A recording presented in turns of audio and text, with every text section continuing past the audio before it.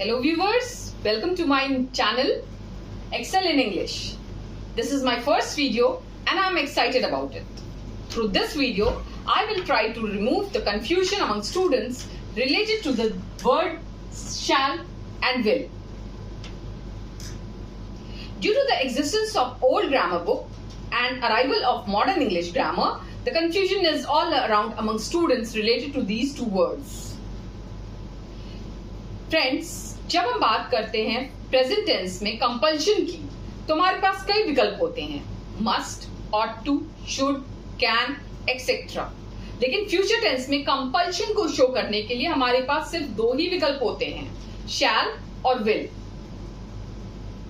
तो यह दुविधा होती है कि शैल हम कब लगाएं और विल कब लगाएं। तो मैं आज आपको एक टेक्निक बता रही हूं जिसको दिमाग में रखकर आप अपने सुविधा के अनुसार, अपने पर्पस के अनुसार आप शैल और विल का प्रयोग कर सकते हैं। जब भी आप शैल और विल का प्रयोग करना चाहें तो उस वक्त आप दो तरह की सिचुएशन को दिमाग में रखेंगे। पहला है नॉर्मल फ्यूचर, दूसरा है स्ट्रॉन्ग फ्यूचर। नॉर्मल फ्यूचर के अकॉर्डिंगली जब मैं कहती हूं आई शैल गो फॉर शॉपिंग, मैं यहां पर अपना ओपिनियन, अपना स्टेटमेंट, प्रेडिक्शन कर रही हूं कि आई शैल गो फॉर शॉपिंग। अगर मैं कहती हूं I will go for the interview, यहां पर हम अपनी स्ट्रॉन्ग डिटर्मिनेशन को शो कर रहे हैं कि मैं इंटरव्यू के लिए जाऊंगी, कोई दूसरा विकल्प नहीं है।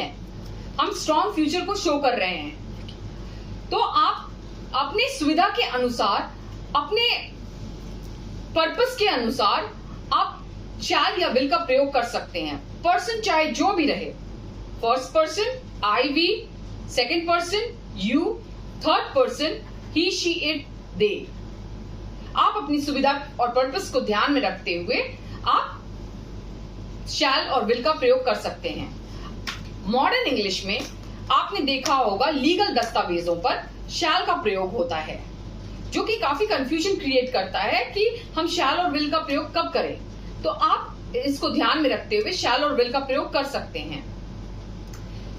जैसे कि for example, no student shall be permitted to enter the examination center without the admit card। इस सेंटेंस में shall का प्रयोग हो रहा है, जो कि स्ट्रॉन्ग फ्यूचर, स्ट्रॉन्ग डिटर्मिनेशन को शो करता है।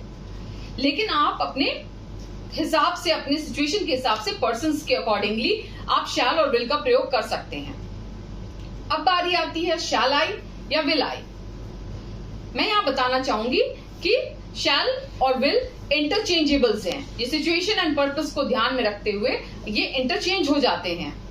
अगर मैं कहती हूं शैल आई गो टू दिल्ली, यहां पर मैं किसी का परमिशन ले रही हूं, ओपिनियन ले रही हूं कि do you want me to go to Delhi.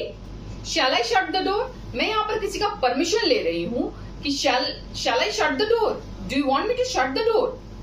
तो आप इसके हिसाब से शैल आई का प्रयोग कर सकते हैं। विल आई का प्रयोग कब होता है? विल आई का प्रयोग हम इनविटेशन या रिक्वेस्ट को शो करने के लिए यूज करते हैं।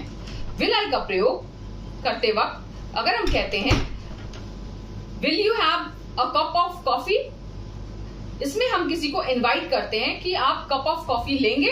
अगर हम कहते हैं will you lend me your pen, इसमें हम रिक्वेस्ट कर रहे हैं किसी को कि please lend me your pen. तो आप अपने सुविधा के हिसाब से और इन टेक्निक्स को ध्यान में रखते हुए आप शैल और विल का प्रयोग कर सकते हैं। आई होप आपको मेरा ये वीडियो पसंद आया होगा और आप मेरे वीडियो को लाइक और सब्सक्राइब करेंगे और मैं आगे भी वीडियो बनाना जारी रख सकूंगी। धन्यवाद।